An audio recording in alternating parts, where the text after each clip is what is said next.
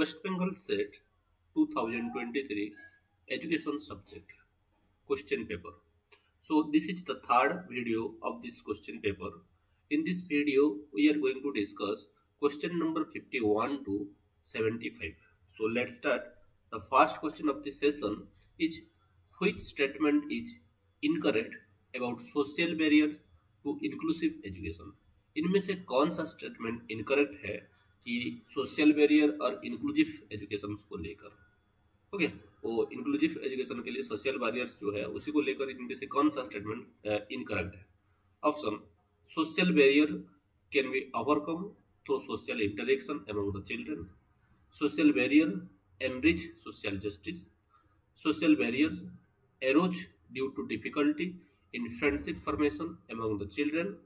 Children face social, cognitive and sensory difficulties. कि देखिए कि ये सोशल बैरियर्स जो है वो can remove overcome through social interaction. इसी को जो सोशल इंटरेक्शन है, जब स्टूडेंट्स लोगों के अंदर सोशल इंटरेक्शन होगा तब ये बैरियर को रिमूव किया जा सकता है. और ये सोशल जस्टिस जो है वो सोशल बैरियर क्या करता है? सोशल जस्टिस को इनरिच करता है. सोशल बैरियर्स जो है वो एरोज करता है, एराइज होता है क्योंकि due to difficulty in friendship formation among children. की ये जो चिल्ड्रन है उनके अंदर फ्रेंडशिप फॉर्मेशन में जो डिफिकल्टी आ रहा है उसके कारण क्या होता है कि सोशल बैरियर डेवलप होता है और एरोज होता है. और चिल्ड्रन जो हैं वो लोग सोशल, कॉग्निटिव और सेंसरी डिफिकल्टीज जो वो फेस करते हैं वो सोशल बैरियर के कारण ही होता है. So the answer of this question is option B, that is social barrier enrich social justice. कि सोशल बैरियर जो है ये सोशल जस्टिस को एनरिच नहीं करता. हो गया. तो this is the incorrect statement because social barrier never enrich social justice. हो गया. Beside this statement, all other three statements are absolutely fit for the social barrier to inclusive education. So the next, see, these are some of the barrier to inclusive education. The first one is lack of facility, lack of awareness, prejudice and discrimination, negative attitude, untrained teachers, financial constraint, inflexible curriculum, inadequate support system, bullying and social exclusion, cultural and language barriers, socio-economic inequalities, limitations of virtual learning, engagement difficulties. These are some of the barriers to inclusive education. So the next question is assertion and reason. The assertion is classroom instruction should involve a variety of strategy. Classroom instruction जो है ये बहुत सारा जो हमारा strategy है उसी के साथ ये इन्वॉल्व रहना चाहिए. रीजन क्यों है? There are individual styles among student, क्योंकि जो स्टाइल ऑफ स्टूडेंट होता है ओके वो इंडिविजुअल टू इंडिविजुअल वेरी करता है. चलिए देखते हैं इसका ऑप्शन क्या है. कि both statement are true, R is correct explanation of A. Both statement are true but R is not correct explanation of A is true but R is false, A is false but R is true. So the answer of this question is option A, that is both statement are correct. It means both assertion and reason are true and R is the correct explanation of A. देखिए कि due to individual difference कि classroom instruction क्या होना चाहिए? Variety of strategy का combination होना चाहिए और उसी में यूज हो पाना चाहिए ताकि जो इंडिविजुअल डिफरेंस है, इंडिविजुअल नीड जो है उसी को एड्रेस किया जा सके. Okay, next question. Arrange the last four phases of dig and carry model as and when they occur. Okay, तो इसको arrange करना है. Revised instruction, develop instructional material, conduct formative evaluation, design summative evaluation. Code second, third, first, fourth, third, second, one, fourth, 1, 2, 3, 4th, second, first, third. Okay, this is the code. So let's see. The answer of this question is option A, that is first develop instructional material and after then conduct a formative assessment or evaluation. Next revise the instruction and at last design summative evaluation. कि dig and carry का जो model है उसके हिसाब से पहले instructional material जो है ये चारों स्टेप्स से फेजेस का बात कर रहा हूँ, इसी को अरेंज कर रहा हूँ, हो गया। नहीं तो और बीच कुछ है। तो पहले क्या करना चाहिए कि इंस्ट्रक्शनल मटेरियल को डेवलप करना चाहिए, उसके बाद एक फॉर्मेटिव इवैल्यूएशन करना चाहिए, और उसके उसी फॉर्मेटिव इवैल्यूएशन के आधार पर वो इंस्ट्रक्शन में कुछ चेंजेस लाना चाहिए, और उसके बाद समेटिव इवैल्यूएशन का डिजाइन हमको करना चाहिए। This is the absolute sequence और sequence of phases of Dick and Carey model. Next, see, this is the Dick and Carey model. Actually, Dick and Carey model is इसी को जो Walter Dick and low carry वो 1978 में ये जो model है इसी को डेवलप किए थे। ये एक इंस्ट्रक्शनल डिजाइन फ्रेमवर्क है जो कि एम्फसाइज करता है एक सिस्टमेटिक अप्रोच के ऊपर, किसके लिए, to designing effective educational experience की। एक जो एजुकेशनल एक्सपीरियंस है उसी को एक इफेक्टिव वे से, हो गया, डिजाइन करने के ऊपर ये एम्फसाइज करता है। अगर इसी का की कंपोनेंट को देखिए तो आप देख सकते हैं, ये जो फिगर है यहाँ इसी के थ्रू, कि पहले यहाँ क्या किया जाता है कि जो हमारा जो इंस्ट्रक्शनल गोल है उसी को सेट किया जाता है, और उसके लिए उसके बाद क्या किया जाता है कि जो फाइट परफॉर्मेंस ऑब्जेक्टिव उसी को डिफाइन किया जाता है, हो गया। और यहाँ कंडक्ट इंस्ट्रक्शनल एनालिसिस और जो एंट्री बिहेवियर उसी को भी स्टडी किया जाता है। उसके बाद डेवलप क्राइटेरियन रेफरेंस टेस्ट, उसके बाद जो क्राइटेरियन रेफरेंस टेस्ट जो है उसको किया जाता है। नेक्स्ट डेवलप इंस्ट्रक्शनल स्ट्रैटेजी, हो गया। देखिए कि पहले ये instructional develop criterion reference test हो गया, उसके बाद उसको रिवाइज किया जाता है वो टेस्ट के हिसाब ऊपर बेस करके। नेक्स्ट हमारा जो इंस्ट्रक्शनल स्ट्रैटेजी है उसी को डेवलप किया जाता है। नेक्स्ट जो हमारा इंस्ट्रक्शनल मटेरियल उसी का डेवलप किया जाता है, सिलेक्ट किया जाता है, और उसके बाद फॉर्मेटिव इवैल्यूएशन को डेवलप किया जाता है। और लास्ट में क्या किया जाता है कि जो हमारा समेटिव इवैल्यूएशन है उसी को डेवलप किया जाता है। So this is all about the Dick and Carey model of instruction. Next question, which of the following has features of scope, integration, sequence, continuity, articulation and balance. Okay, कि इनमें से कौन सा ये scope, feature of scope, integration, sequence, continuity and articulation and balance, ये किसी का features है। Types of curriculum, curriculum design, curriculum model और करिकुलम इवैल्यूएशन, ये किसी का ये फीचर्स है। तो चलिए देखते हैं। तो ये फीचर करिकुलम डिजाइन का है, उसी का, क्योंकि स्कोप रहता है, इंटीग्रेशन रहता है, सीक्वेंस एक रहता है, कंटिन्यूटी रहता है, आर्टिकुलेशन रहता है, बैलेंस रहता है, इसलिए ये करिकुलम डिजाइन का कुछ फीचर है। अगर हम लोग करिकुलम्स का डिफरेंट टाइप्स जो होता है, यहाँ से बहुत बार क्वेश्चन पूछा गया है, तो ये चलिए देखते हैं कि कौन कौन सा टाइप का जो करिकुलम है जहाँ से क्वेश्चन आ रहा है। फर्स्ट तो रिटन करिकुलम्स, ये एक फॉर्मल डॉक्यूमेंटेशन रहता है, जहाँ की जो हमारा एजुकेशनल प्रोग्राम्स उसका जो एकदम आउटलाइन है उसी को लिखा मिलता है, और उसके बाद उसका जो ऑब्जेक्टिव है उसी को मेंशन किया रहते हैं, और उसके हिसाब से जो मटेरियल जो टीचिंग लर्निंग के लिए यूज होगा उसी को भी वहाँ यूज कर दिया जाता है, मेंशन कर दिया जा रहता है।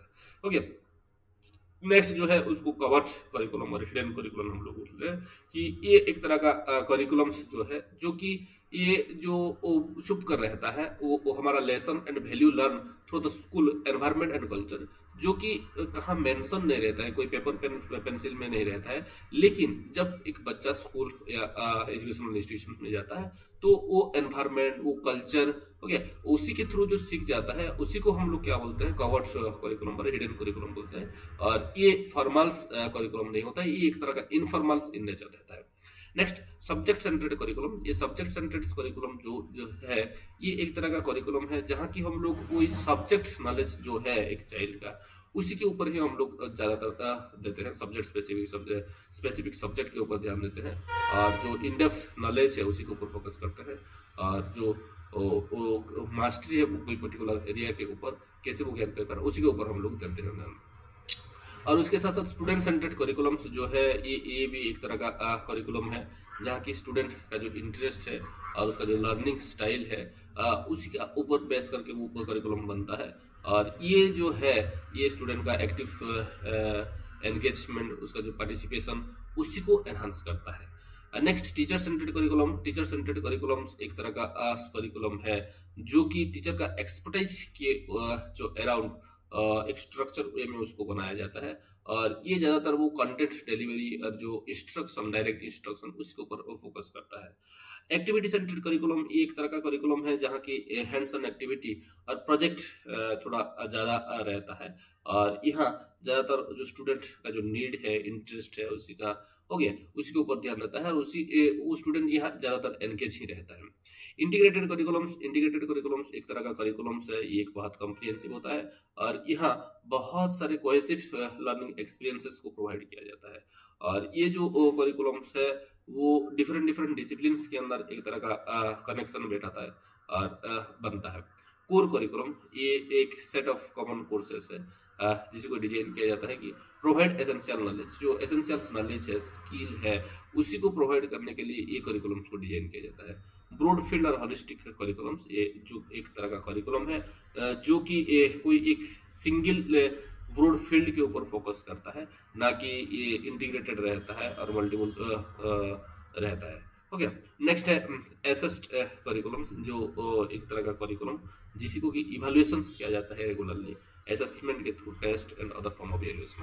Okay, this are some of the types of curriculums, and यहाँ से आपको क्वेश्चन बहुत बार पूछा जा रहा है। Next type of curriculum design का अगर बात करें तो subject centred curriculum design, learner centred curriculum design और प्रॉब्लम सेंटर्ड डिजाइन। ऐसा तीन तरह का डिजाइन जनरली देखने के लिए मिलता है, और ये सब्जेक्ट सेंटर्ड डिजाइन जो होता है ये बेसिकली फोकस करता है कि जो जो हमारा जो फैक्ट है, इंफॉर्मेशन है, हो गया, कोई भी स्पेसिफिक डिसिप्लिन का, उसी के ऊपर ये ज्यादा करके फोकस करता है। लेकिन जब लर्नर सेंटर्ड डिजाइन के ऊपर हम लोग देख रहे हैं तो ये प्रायोरिटाइज करता है कि लर्नर का इंटरेस्ट क्या है, नीड क्या है, गोल क्या है, और उसी के हिसाब से वो करिकुलम्स को डिजाइन किया जाता है।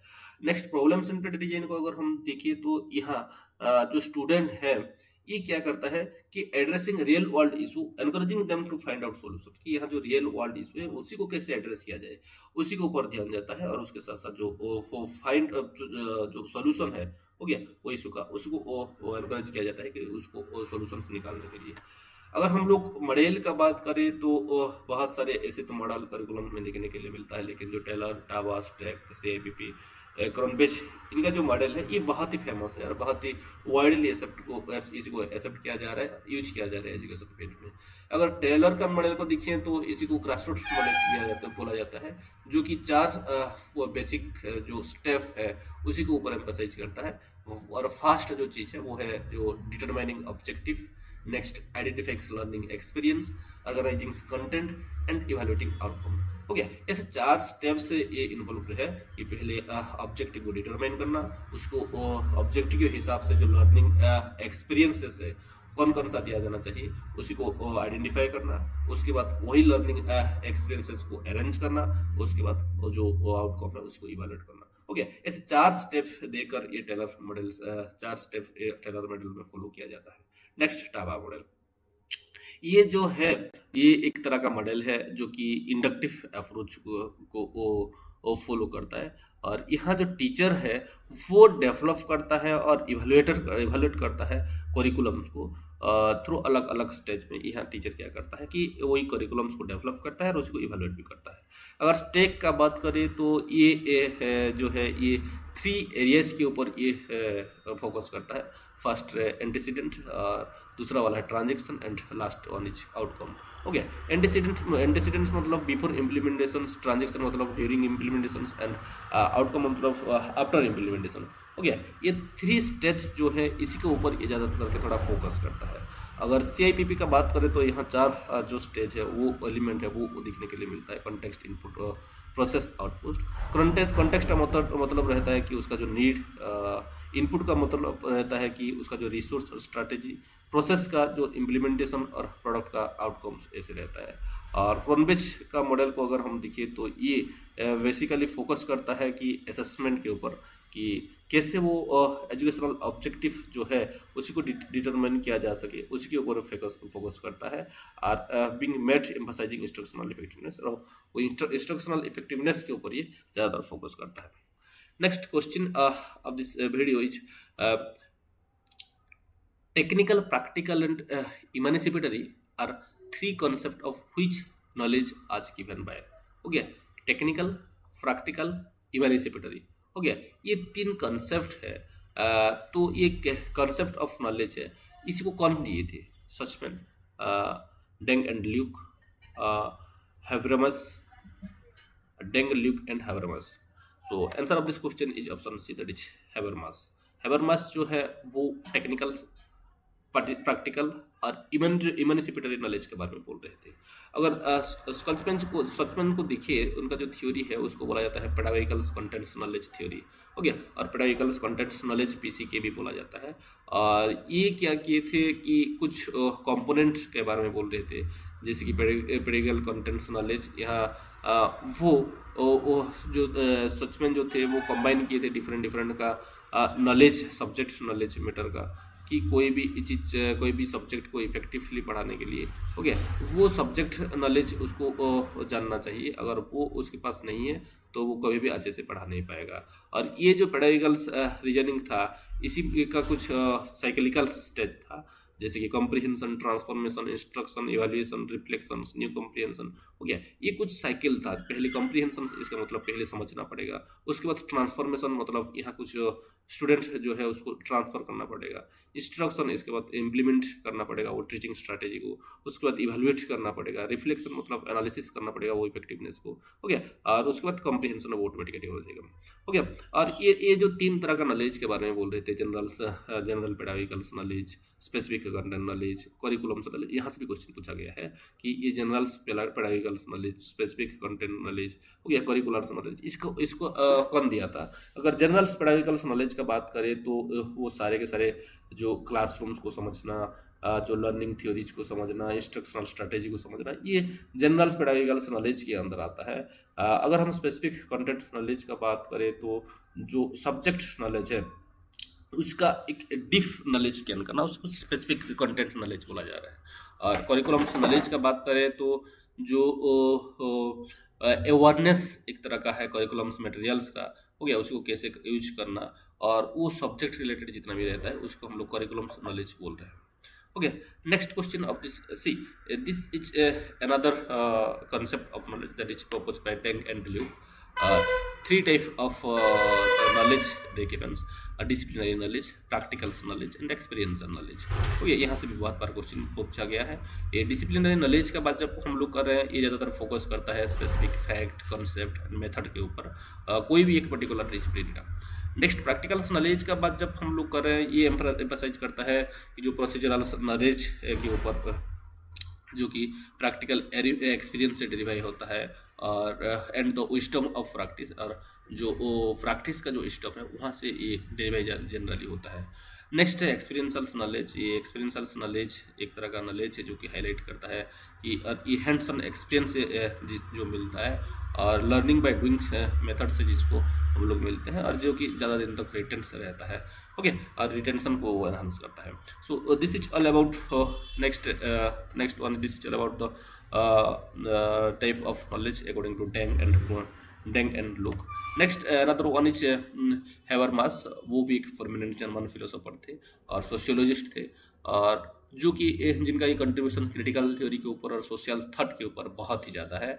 और उनका जो वर्क था वो ज़्यादातर एम्फसाइज किया था कि जो इम्पोर्टेंस ऑफ कम्युनिकेशन, उसके बाद रेशनलिटी, हो गया, और उसके साथ साथ जो रोल ऑफ एजुकेशन, इसी के ऊपर थोड़ा ज़्यादातर वो फोकस किए थे, हो गया। अगर इनका जो कॉमन कॉन्सेप्ट दिखे तो वो है communicative action, knowledge constructive, constitutive theory of deliberative democracy, critical theory, life, world and system, हो गया। These are some of the concept of Habermas, and this is the description of each concept or meaning of each concept. So please read and understand this concept, because from this concept also several time question has been asking in different examinations, but due to time constraint I can't explain each one separately.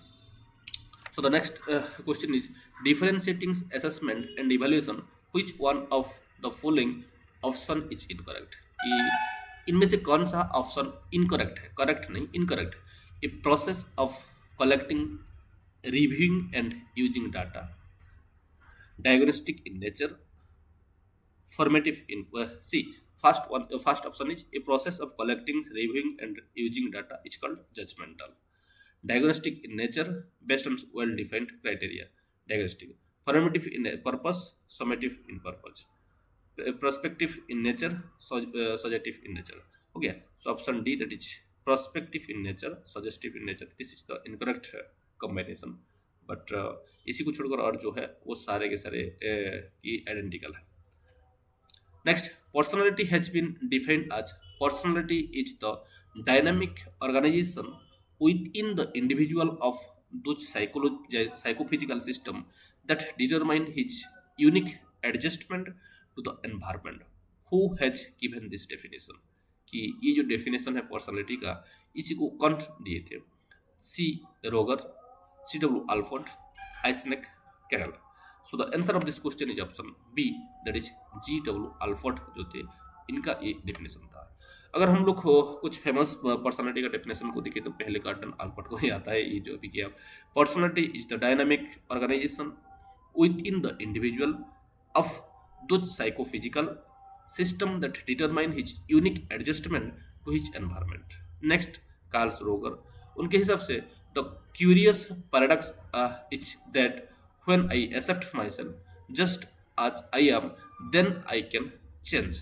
ये Carl's रोगर का एक statement, इसी को भी बहुत बार पूछा गया है.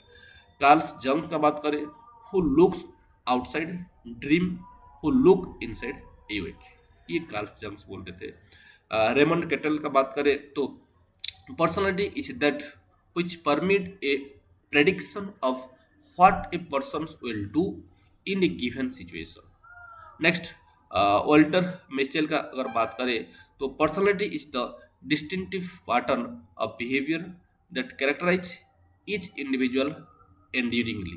ओके, उसके बाद बंदूरा बोले थे the human mind is generative, creative, proactive and reflective, not just reactive. Okay, ये बंदूरा का स्टेटमेंट था. अल्बर्ट कामस का बात करें तो we continue to save our personality all our life. If we knew ourselves perfectly we should die. हो गया, ये केमस बोलते थे. और इरिक्सन का बात करें तो the more you know yourself the more patience you have for what you see in other. हो गया, so this are some of the famous definition of from famous psychologist point of view.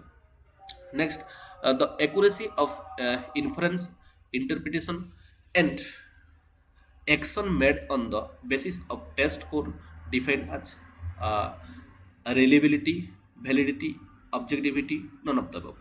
Answer जो ये question का है वो है validity. कि देखिए कि the accuracy of the inference, interpretation और action made on the basis of test score, कि जो टेस्ट स्कोर का जो बेसिस पर जो हम लोग इन्फरेंस करते हैं, इंटरप्रेट करते हैं, हो गया, और एक्शंस करते हैं, उसी को हम लोग क्या बोलते हैं? तो इसको हम लोग क्या बोलते हैं कि वैलिडिटी उसी को बोलते हैं. तो अगर हम लोग वैलिडिटी का बात करें तो यहाँ से ज़्यादातर क्वेश्चन आता है. एक तो रिलेशनशिप को लेकर क्वेश्चन आता है, दूसरा आता क्वेश्चन कहाँ से कि टाइप्स ऑफ वैलिडिटी से आता है. तो here we are going to some of the very crucial types of validity. The first one is content validity, कि ये एक तरह का वैलिडिटी है जहाँ की हम लोग क्या करते हैं, assess whether a test adequately represent all aspect of intended content domain. कि यहाँ एक टेस्ट कितना दूर तक की जो इंटेंडेड कंटेंट डोमेन है उसी को रिप्रेजेंट कर रहा है, उसी को हम लोग दिखते हैं और इसी को ही कंटेंट वैलिडिटी बोला जाता है.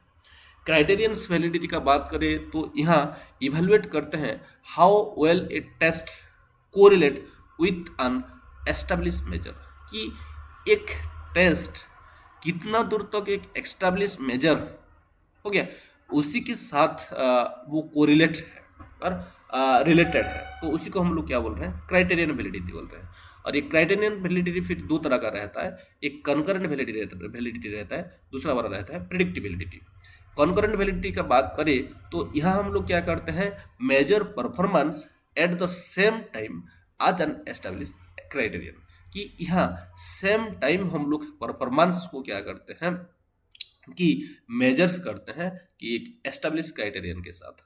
प्रेडिक्टिव वैलिडिटी में क्या करते हैं, assess how well a test predict future performance, कि फ्यूचर परफॉर्मेंस को कितना दूर तक एक टेस्ट प्रेडिक्ट कर पा रहे हैं, इसी को यहाँ हम चर्च करते हैं।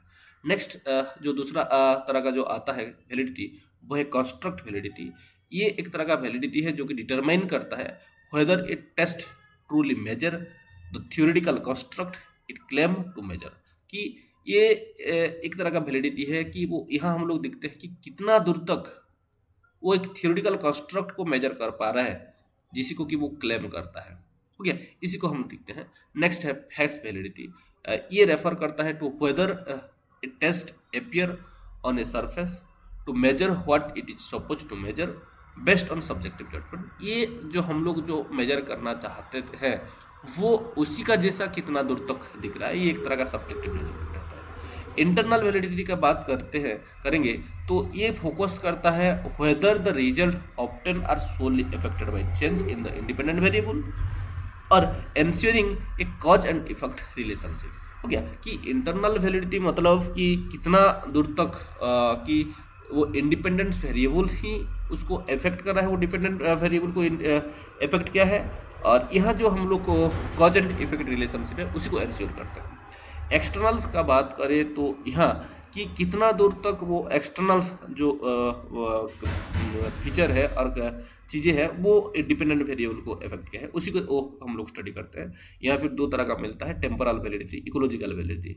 टेम्पोरल वैलिडिटी मतलब applicability of finding across different time periods, की जो अलग अलग टाइम पीरियड्स में कितना दूर तक ये फाइंडिंग को अप्लाई किया जा पा रहा है, उसी को हम लोग बोलते हैं कि टेम्पोरल वैलिडिटी। और इकोलॉजिकल वैलिडिटी का बात करें तो कितना दूर तक एक फाइंडिंग रियल वर्ल्ड सेटिंग में उसको जनरलाइज किया जा पा रहा है, उसको इकोलॉजिकल वैलिडिटी बोलते हैं।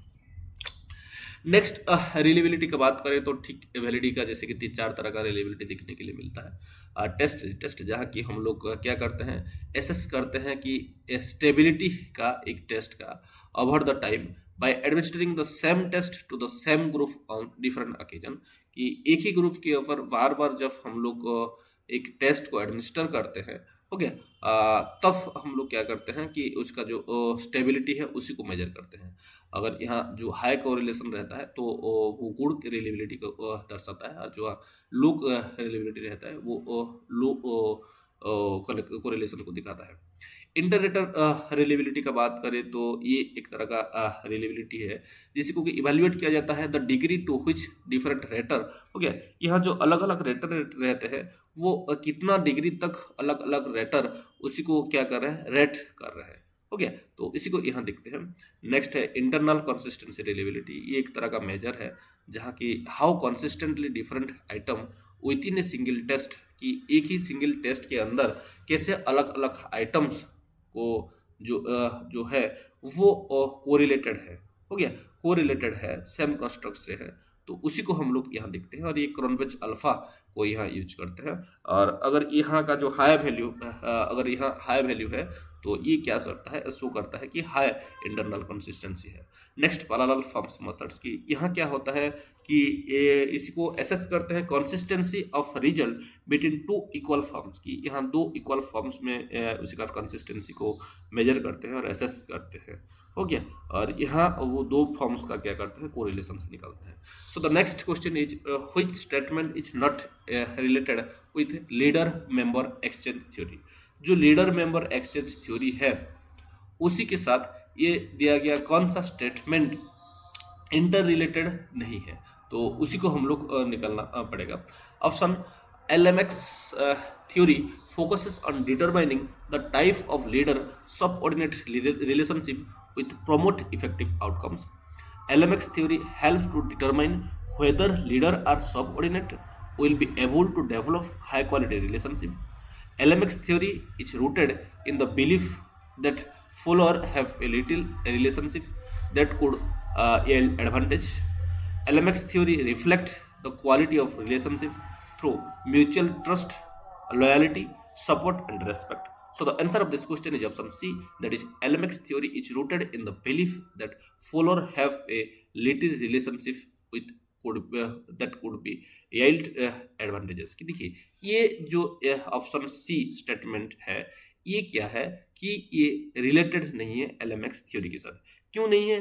क्योंकि ये स्टेटमेंट बोल रहा है कि rooted in the belief that follower have little relationship. हो गया, क्योंकि एलएमएक्स थ्योरी वो रिलेशनशिप के ऊपर बिल्ड करता है, बेस करता है, लेकिन ये क्या बोल रहा है कि बहुत कम रिलेशनशिप रहता है जो कि इसका एडवांटेज प्रोवाइड करता है, ऐसा नहीं है। हो गया। अगर हम लोग इसी का जो फीचर का बात करें, LMX theory focus on determining the types of leader subordinate. हाँ, कि ये जो एलएमएक्स थ्योरी ये फोकस करता है कि जो डिफरेंट टाइप का जो लीडर सबऑर्डिनेट है, रिलेशनशिप है, उसी को ये डिटरमाइन करता है और उसका जो इफेक्टिव आउटकम है उसी के थ्रू प्रोवाइड करता है। मतलब एक तरह का जो रिलेशनशिप है उसी के ऊपर ये ध्यान देता है। नेक्स्ट जो है एलएमएक्स थ्योरी जो है वो हेल्प करता है कि determine whether leader and subordinates will be able to develop high quality relationship. कि ये हेल्प करता है कि डिटरमाइन करने के लिए जो सबऑर्डिनेट है और लीडर है उनके अंदर कैसे हाई क्वालिटी रिलेशनशिप डेवलप किया जा सकेगा, उसी के ऊपर फोकस करता है। और उसके साथ साथ ये एलएमएक्स थ्योरी जो है रिफ्लेक्ट करता है तो quality of relationship through mutual trust, loyalty, support and respect. और ये कैसे जो रिलेशनशिप है वो mutual trust, loyalty, support and respect के ऊपर बेस करके बना रहेगा, उसके ऊपर भी ये फोकस करता है। अगर लीडर मेंबर एक्सचेंज थ्योरी को देखिए तो ये एक तरह का थ्योरी है जो कि unique dyadic relationship leader and their follower को के अंदर हम लोग यहाँ दिखते हैं। और ये जो थ्योरी है वो क्वालिटी ऑफ रिलेशनशिप को के ऊपर एम्फासाइज करता है कि एक लीडर और जो उसका सबऑर्डिनेट है उनके अंदर किस तरह का रिलेशनशिप है। और ये हाईलाइट करता है कि कैसे that leader develop different type of relationship with each follower, कि कैसे हर तरह का जो रिलेशनशिप हर तरह का फॉलोअर के साथ ये डेवलप कर सकता है। अगर इसी का स्टेज का बात करें तो role taking, role making and utilisations, ऐसे 3 तरह का स्टेज यहाँ में फॉलो करते हैं। रोल टेकिंग में क्या होता है, ये इनिशियल फेज रहता है जहाँ की एक लीडर एसेस करता है कि एम्प्लॉय का जो स्किल है और उसका कैपेबिलिटीज है। रूल्स मेकिंग में क्या किया जाता है कि जो डेवलपमेंट ऑफ रिलेशनशिप, ये रिलेशनशिप को इंटरेक्शन एंड एक्सचेंज के थ्रू हम लोग क्या करते हैं या डेवलप करते हैं। और रूटिनाइजेशन का मतलब क्या है कि जो एस्टेब्लिश जो हमारा एस्टेब्लिश हो गया है जो हमारा रिलेशनशिप, उसी को हम लोग क्या करते हैं, establishment of stable relationship characterised by mutual expectation and responsibility. हो गया, जो हमारा रिलेशनशिप है वो स्टेबल रिलेशनशिप को एस्टेब्लिश करते हैं जो कि जहाँ की जो कि म्यूचुअल एक्सपेक्टेशन एंड रिस्पांसिबिलिटी से ऊपर बेस करके बनता है। नेक्स्ट क्वेश्चन है which of the following aspects is common to pragmatism, naturalism and existentialism? Option: emphasis on the individual, emphasis on physical environment, emphasis on value education, emphasis on spiritual aim of education. So the answer of this question is option A, that is emphasis on an individual. हो गया, ये तीनों जो philosophy है, pragmatism, naturalism, existentialism, हो गया, ये किसी के ऊपर फोकस कर रहे थे, वो इंडिविजुअल्स के ऊपर ज्यादातर फोकस कर रहे थे। हो गया, नेक्स्ट मेज the columns testing, counselling, full of anecdotal record, diagnosing the abilities of student, detail reflecting particular events related to student, organizing face-to-face interaction to solve the problem, tracking whether students are doing well in their profession or not. So the answer of this question is option A, that is testing means diagnosing the abilities of the student, absolutely right. Counseling means organizing face-to-face interaction to solve the problem, absolutely correct. Full of it means tracking whether students are doing well in their profession or not, absolutely correct. And anecdotal record means detail reflecting particular events related to the student. हो गया, कि जब हम लोग testing का बात करते हैं तो यहाँ स्टूडेंट का जो एबिलिटी उसी को डायग्नाइज करते हैं। काउंसलिंग का बात करते हैं जब कोई प्रॉब्लम है उसी को फेस टू फेस मूवमेंट में फेस टू फेस वो इसमें उसको सोल्यूशन निकालते हैं। फॉलो ऑफ का बात करते हैं, कोई चीज़ हो रहा है तो वो कितना दूर हुआ, कैसे हुआ, उसको हम लोग दिखते हैं। एनेक्डोटल रिकॉर्ड है तो ये एक तरह का रिकॉर्ड्स कीपिंग रहता है जहाँ की हम लोग क्या करते हैं कि जो रिफ्लेक्ट करते हैं जो एक इवेंट का जो पर्टिकुलर जो अचीवमेंट है उसी को रिफ्लेक्ट करते हैं। नेक्स्ट जो क्वेश्चन है, the first committee to be constituted after independent by the government of India on women education was Sai Prakash committee, Balwant Rai Mehta committee, Dr. Durgabai Deshmukh Committee, Dr. Radhakrishnan Committee. So the answer of this question is option C, that is Dr. Durgabai Deshmukh Committee जो है ये पहला committee था after independence in India which is constituted for women's education. हो गया कि ये पहला कमेटी था इंडिपेंडेंट इंडिया में जो कि जो वुमेन एजुकेशन है उनके लिए, उसके लिए ही इसको स्पेशली डिजाइन किया था और बैठाया गया था। Next, which of the following fact is not supported by the technical specification of World Wide Web 2?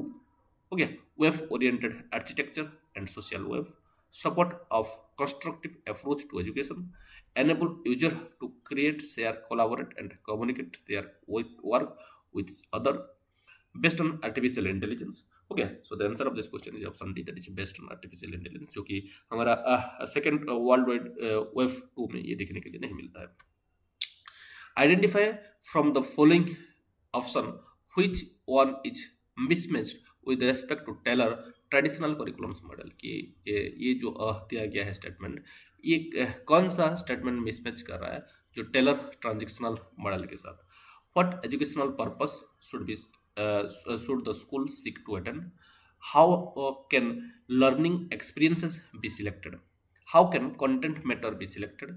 How can the effectiveness of learning experience be evaluated? So the answer of this question is option C, that is how can content matter be selected. This is not related to Tyler transactional और traditional model. लेकिन इसी को छोड़कर what educational purpose should be school, तो इसी को तो पहले की उसका ये पहला स्टेप रहता है। हो गया, how can learning experience be selected, ये भी रहता है, उसके ये दूसरा वाला रहता है। और next, how can the effectiveness of learning experience be evaluated, ये लास्ट रहता है। कि देखिए टेलर मॉडल में 4 स्टेप का हम लोग बात किए थे। फर्स्ट, यहाँ ऑब्जेक्टिव फिक्स किया जाता है, ऑब्जेक्ट के हिसाब से एक्सपीरियंस चूज किया जाता है, सिलेक्ट किया जाता है, एक्सपीरियंस सिलेक्टेड एक्सपीरियंस को ऑर्गेनाइज किया जाता है और लास्ट उसको इवेल्युएट किया जाता है। ये 4 ही चीज़ें, और ये 4 चीज़ को अगर हम देखें तो A, B, D ये फर्स्ट, सेकेंड एंड फोर्थ को मैच कर रहा है, लेकिन C जो है वो थर्ड को मैच नहीं कर रहा है। Next, C. This is all about 4 stages of curriculum development according to Taylor. Determine educational objective, selecting educational experience, organizing educational experience, and evaluating educational plan. हो गया, ये है टेलर का 4 stages. Next, inquiry oriented model start with ये inquiry oriented model जो है वो कहाँ से start होता है? Question, expectation, command, inspection. So the answer of this question is option A, that is question. Which of the following tool at a guidance center can be used for ascertaining prospective success in a chosen occupation? Option, achievement test, interest inventory, differential aptitude test, personality inventory. Answer of this question is option D, that is personality inventory. In which cases a type of sampling where the sample proportion are made to be different from the population proportion, हो गया कि कौन सा type of sampling में जो sample का जो proportion है वो क्या रहता है, are made to be different from the population proportion, उसी को वो पॉपुलेशन प्रोपोर्शन से अलग किया जाता है। Random sampling, stratified sampling, proportional stratified sampling, disproportional stratified sampling. तो जो अलग रहता है, डिफरेंट रहता है, इसी का मतलब कौन सा है? Option D, that is disproportional stratified sampling, उसी को हम लोग बोलते हैं। अगर सैम्पलिंग का बात करें तो ज़्यादातर क्वेश्चन यहाँ से डिफरेंट टाइप ऑफ सैम्पलिंग से क्वेश्चन आता है। तो चलिए हम लोग कुछ डिस्कशन कर लेते हैं क्विकली कि कौन कौन सा सैम्पलिंग है और उसका मीनिंग क्या है। जब हम लोग फास्ट वो आता है तब सिंपल रैंडम सैम्पलिंग का बात किया जाता है कि यहाँ जो सैंपल है, हर एक पॉपुलेशन का हर एक सैंपल के पास इंडिपेंडेंट एंड इक्वल चांस रहता है, ताकि वो लोग स्ट्रेट फॉरवर्डली एक अनबाइस्ड वे में सैंपल हो सके वो स्टडी के लिए। सिस्टमेटिक सैम्पलिंग में क्या किया जाता है कि यहाँ कोई एक randomly member are selected at regular interval from a randomly order list starting from a random point. हो गया कि जो सिस्टमेटिक सैम्पलिंग होता है, यहाँ पहले पॉपुलेशन का जो टोटल नंबर है उसको लेकर आया जाता है, रैंडमली कोई एक उसके बाद डिवाइड किया जाता है कि आपको कितना सैंपल चाहिए, कितना नंबर है। हो गया, जो एक नंबर मिल गया तो जब मिल जाएगा तब एक कोई पर्टिकुलर सैंपल को रैंडमली उठाया जाता है और उसके बाद वहाँ से